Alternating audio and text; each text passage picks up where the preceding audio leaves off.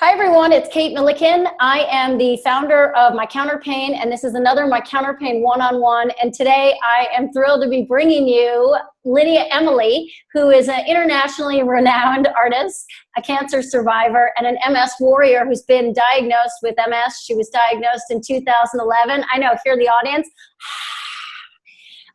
Lydia is also the founder of the Karma Underground, which is a nonprofit organization whose goal is to someday see Tibet free from Chinese oppression.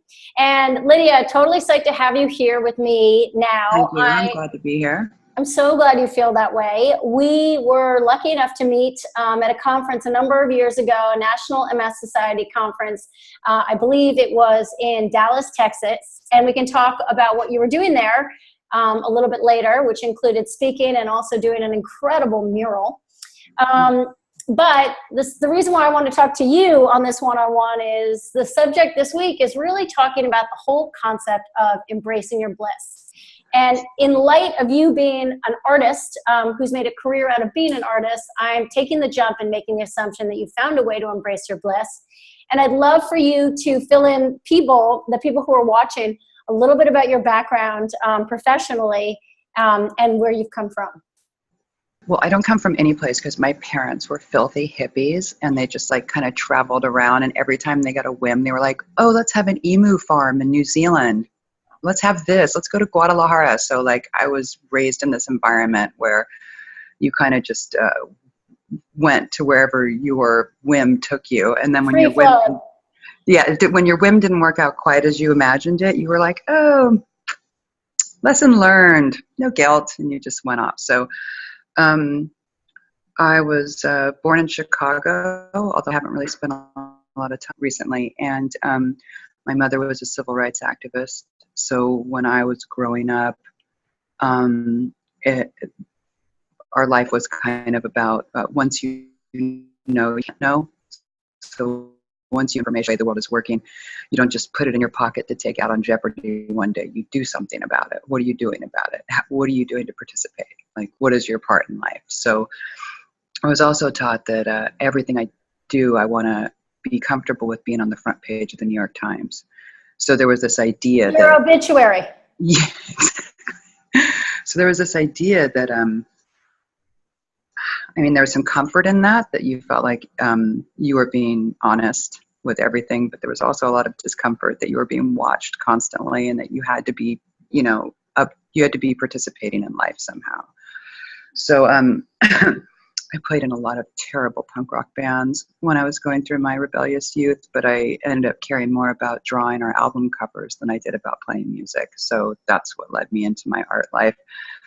I spent the majority of my life being turned away from galleries before my career now, which I'm really grateful for, is a good career now. But I can't tell you how many galleries said to me, because I only do political art, I only do social justice issues, right? And I know that's incredibly trendy right now, which I'm really grateful for. We're all very grateful for. But for 20 years, there galleries would say things to me like, nobody wants sad Obama hanging over their couch. Nobody's going to buy this, you know. Nobody wants Mahmoud Ahmadinejad in their living room, you know. So because I didn't follow the regular path of the artist, which was to paint bare breasts and flowers, I didn't have a huge amount of work. So everything I did went out into murals in the street. I do appreciate, just to stop you for a second, I do appreciate the whole idea of, especially with your musical career, of having a realization that it wasn't the actual music that you loved, that it was the art from the music. Yeah, I was a terrible musician. Yeah. I was a total fraud. I was young and I had like blonde dreadlocks, and they were like, hang a guitar on that girl, she's adorable. Like I was a complete poser. I had no idea what I was doing playing. I did all these watercolors and these drawings. And I mean, this was so long ago that I would take, you remember cassette tapes? Yeah.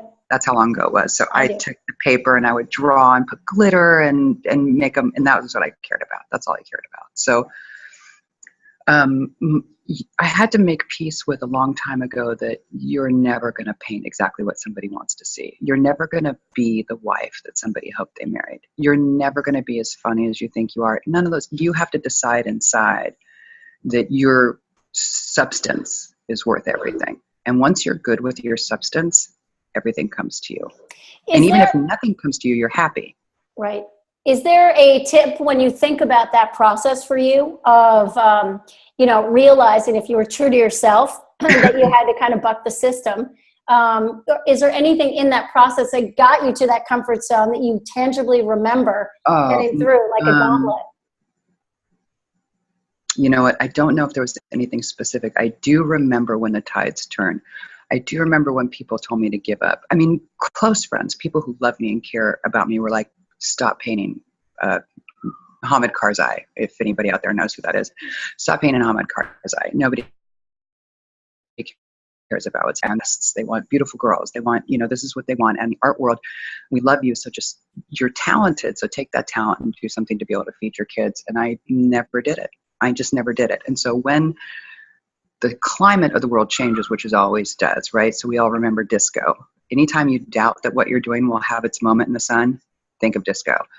Everything has its moment in the sun. Everything comes around and goes around. So when the climate started to change and people started to care about what was happening in the rest of the planet, there definitely was like now I can pick the gallery I want to be in. Now I can pick and choose all the first figure in your art that someone responded to in this way? Do you remember the first painting you sold? Yeah, Hamid Karzai, actually, the person I just mentioned. So I painted Hamid Karzai. He used to be the president of Afghanistan, right? So I had painted a picture of him, and Facebook had just come out at the time. So it's just him as a Facebook profile, and it said, friend request pending. Huh. And I thought that was...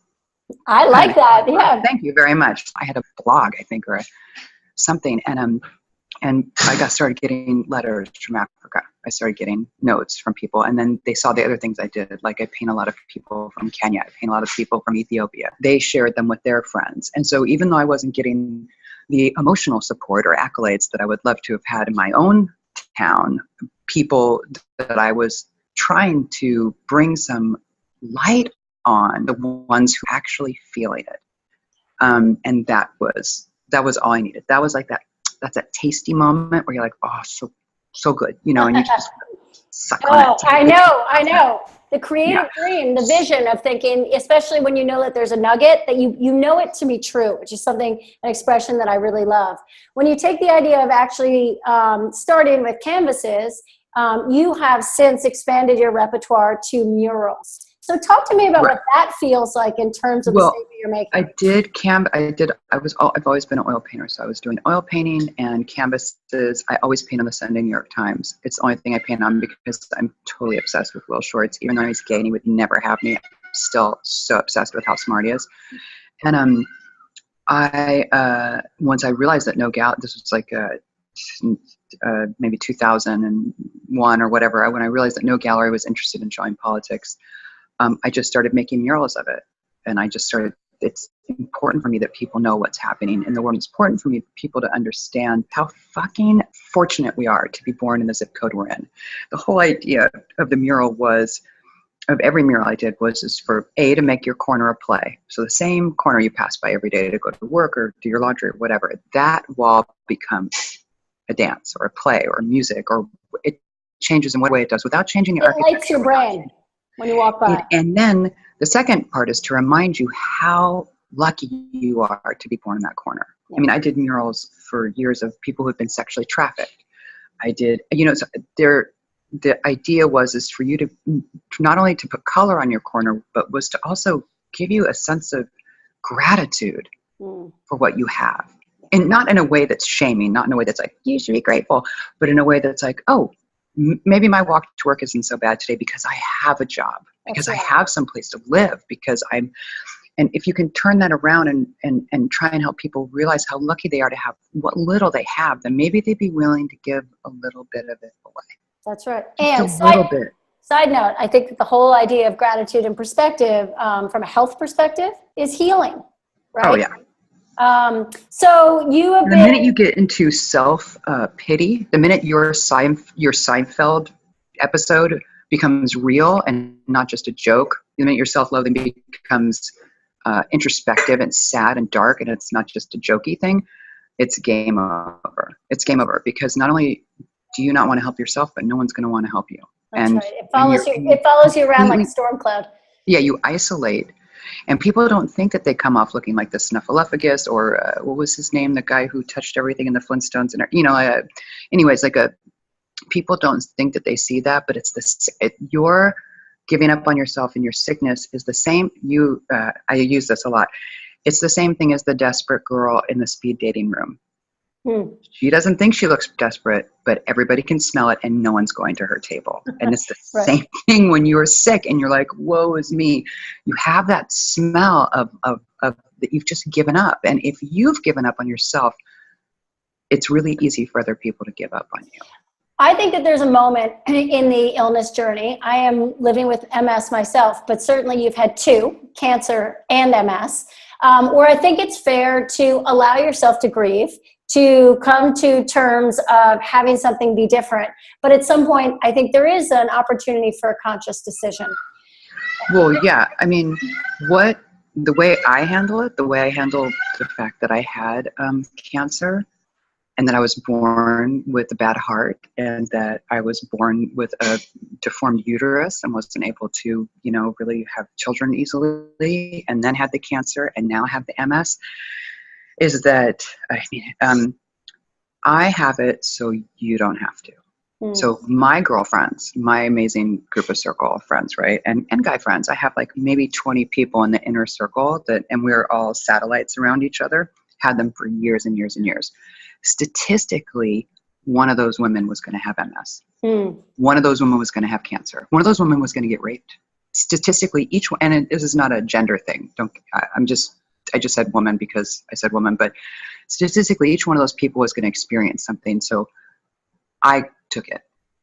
The only way I can feel good about owning this is by making it my choice. I did this so that my best friend Laura doesn't have to. I'm hugely impressed by the whole idea of deciding to put your work in a larger mural space to give perspective. And speaking of perspective, I want to know what it's like for you as someone who had built your career painting and characterizing political figures. One of the things you've done in the past few years is actually making murals on behalf of MS or with people with MS. Right. And I'm curious for you of what that experience is like to do it for the cause that you're part of, and also how the perspective is for you with the people living with MS who are part of it. Let me think about this answer. I think that with every mural project I take on, I meet the most amazing people. The medical community certainly starts off far more grateful when I do murals in neighborhoods that I think really need them. Sometimes that community gets a little bent. Now, by the end of the mural, they're always very grateful and very happy, but especially in less served communities, you have a very suspicious community and they're not quite sure why I'm there. But I tend to win them over when I'm addressing just their needs and just their culture, and I'm not making it about me at all. I won't even sign it half the time. When I was in Portland, Oregon, and I did a mural that was 3 stories for the MS Society there, I mean, people, when they come out and they just wanted to write their name on it, they just wanted to be a part of it, that was really remarkable, because I haven't had, in any other series of murals I've done, I haven't had people come and write their names, because a lot of times in doing murals about people who've been displaced, refugees, sex trafficking victims, they don't necessarily want to write their names on it. They want to be involved and they want to feel the love of it, but they don't want to be documented in any way, which is completely understandable. So right. For the MS it was the fact that you gave kind of a vehicle for people to not be afraid to showcase and stand up for the fact. Right. They were able to come out and a lot of times their hands were too, you know how we get, their hands were too shaky. So we helped them. And each one of those people, I mean, I still talk to almost everybody who's come to all those. And what's so interesting is we did one in downtown Los Angeles, and recently a graffiti artist had covered all of it. And the response, I mean, usually when you do a mural, you're like, it's in the street. That's organic. That's what happens. A tree grows over it. Grass grows over it. Like, you don't get to keep stuff in the street forever. But the community came out and was very upset and repainted it. Wow. And repainted it. I mean, it was amazing. Wow. So I was really grateful. I did one in Austin, one in Louisville, Kentucky, if I'm pronouncing that right. Louisville. They're very serious about that. Portland, Oregon. Dallas, we did Los Angeles, and had my health allowed it, I would have done more. Although I think the ones we have are really wonderful. And then we did a backdrop for the National MS Society to use on T-shirts or whatever kind of swag they want to do, and so that people can continue to write their name. Sure. And then those can come down, and those can be folded up and sent around. And the whole idea is to not be shamed by it. You know, there's this idea that when you get MS, that's it. You're in a wheelchair and your life is over, and it's not true. It's just not true. And I know people who don't have MS and who are in wheelchairs and are killing it. They're killing life every day. Whether you're in a wheelchair or not with MS, that over and over, it sounds like we've both been lucky enough to see people who kill it regardless. Yeah, they're killing it. That's all you have to do is kill it. That's it. You get so little time. We get so little time, regardless of whether we're sick or not. I've worked with kids in schools doing free art classes who have never seen the ocean, and they live in Los Angeles, in some of these areas I'm talking about.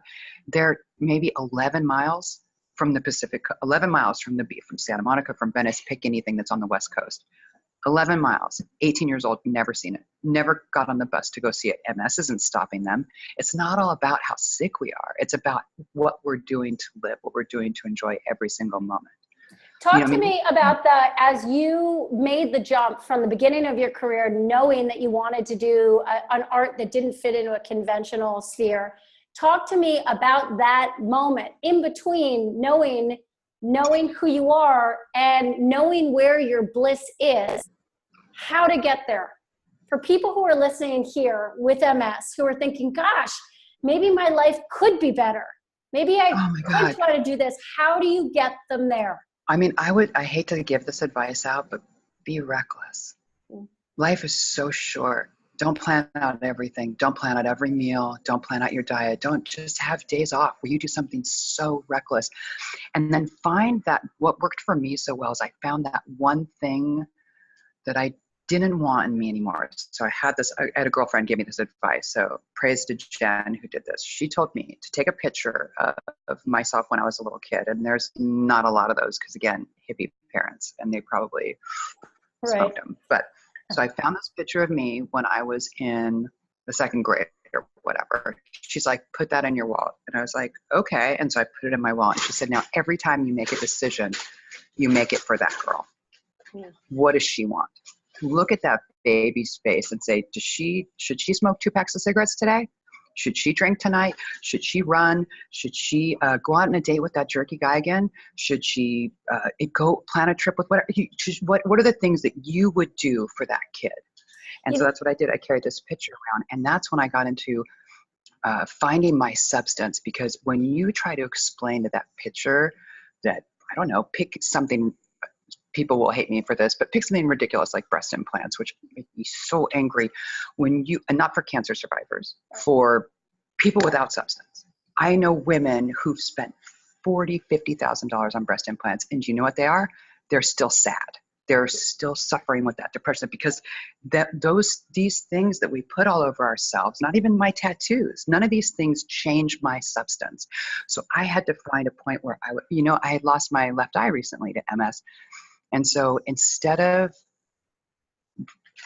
getting a $40,000 breast to put over it or something that would make it beautiful, my girls and I went to a Party City and we got a slutty pirate costume. And we got this ridiculous eye patch that makes me look like a pirate. And my daughter sewed it into a heart. And I was like, I'm going to own this. This is going to become fun because I don't have a choice. And the only way for me to be able to live with these things that have happened to me and make them amazing is to own them. There is no, this is my sad eye patch. And no, I find the best, most awesome eye patch. When my foot is dropped and I can't walk, I make it funny. I'm like, check out how drunk I am. Or my sense of humor has gotten me through everything. And my sense of substance, that knowing that nothing that I put on me changes who I am and what I want and what that little girl in that picture deserves. Right. Changes her entire outlook. What I love about that too is I think that there is enormous power in the whole idea of childlike wonder, right? Oh, so yeah. In our day, right? Yeah, well, because I think everybody has a lot of things going on, no matter who they are and the reality of it. You know, recently I had the opportunity of going to trapeze school, and I got put into Oh, it. I'm so jealous. That's awesome. Oh, and in that moment of flying and being caught, I thought, wow, why don't I do this more often? Why don't I stand on a platform where I'm scared shitless and listen to somebody and try something new? And how that can open yourself to progress. For Oh, you, yeah. what do you Be reckless. That's my advice to people. exactly. I mean, don't be reckless, like go to Vegas and get weird diseases, but I mean, like, But be let reckless. go. Call it, yeah. Go Like, to Vegas, use birth control, don't get the disease. And not that pill, the plastic. right, No. exactly. So how have you, I know that certainly you have a documentary that I'd love for you to tell us about or where it is, but certainly seeing the trailer, I saw some footage of you painting with MS, and that actually MS has given you some challenges in terms of debilitation with your hand. Yeah. How Yeah. has it been, The problem and with how has it changed your art? What? How has it been, and how has it changed your art? Well, I have to wear the eye patch now when I paint. From far away, like I can look into this camera and talk to you and things aren't so bad because of this eye being gone. But when I get really close, when things need high detail, I need to wear my patch, which is a bummer because actually eye patches make your eyes sweat. Nobody talks about that. I had no idea my eyelid could sweat, but it does. Wow, congratulations. Total bummer. When I get the problem with my mural doing, which is why I've cut back on it, I'm focusing more on in-gallery oil painting, is that murals are the easiest done in the summer. It's very difficult to do murals in the spring and fall because there's rain and that makes the paint drip and you have to take all these breaks and you have to pay your crew while you're taking breaks. So, and being outside in that heat, as you know, somebody with MS is kiss of death. So, to conserve energy, sometimes I will tie the brushes to my hands because it makes it much easier. It's not that I can't hold the brush because I can, but after a while those muscles get tired holding things, you know? So when you wrap the brush around you, you don't have to expend as much energy. I'm all about cutting corners with energy, trying to find ways around hopper. Oh, hopper is what my kids call MS. There was this old show called Bug's Life, and the main bad bug was a grasshopper, and he would jump around and bite people, and that's what my MS feels like sometimes. So they always say, is Hopper back when I'm feeling bad? Yeah, so we don't like Hopper. He's a dick. Anyways, and he's so bossy. MS is so bossy, like whatever. So I do that. I definitely have to take more breaks. I'm renting a cabin up in the mountains for the next year so that I can work on my next solo show where I don't have to even manage air conditioning, where it'll be under 80 degrees all the time and I can just focus on work and I won't have to battle Hopper. I want Hopper to be in the most successful situation possible, you know? Fantastic. And the film right now, PC 594, is in editing. A documentary about you. The documentary, yeah, done by Blueprint Films, is in editing. So they have a PC594, thefilm.com or PC594.com that people can go and see the trailer if they like. And we hope it'll be out next year. So it's really exciting. I mean, my whole goal in that was to be able to be, you know, when you get diagnosed with anything, cancer, MS, anything, there's this like these sad groups you go to and everybody's sad and they talk about how sad they are. And I just wanted there to be almost a Jerry Lewis version of a blonde Jerry Lewis MS thing that would make it, you know, that the only way to take the tragedy out of the Greek play is to change it. Make a choice to change it. Make a choice to have it not be tragic. And yeah, it's tragic. Yeah, it sucks. And yeah, it's going to take me down. But you know what? I can laugh the whole way. Right. Wow. Lydia, I am so psyched to have spent time with you. You are a force in the most You're adorable, magnificent way. Thank you. Super into you. We'll be hanging out in LA for sure the next time I'm there, or your cabin. Please. Well, I know I got a place up in Big Bear. Oh, wow. Congratulations. I know. It's going to be awesome. Snow and mountain lions. Maybe you guys will know. Oh my God, it'll be like my Henry Miller era. That's great. Be sure to wear a beret. All right. Thank you, Lydia. We'll be in touch. For everyone watching, Lydia Emily, what's your website? LydiaEmily.com? Yeah, I think so. Yeah, LydiaEmily.com. Don't believe what you read on Wikipedia. I didn't write that. There's crazy people out there. You are a force. I'm sure that's written, and you do make controversial art, and we love you for it. You are awesome. And until next time, everybody, peace out.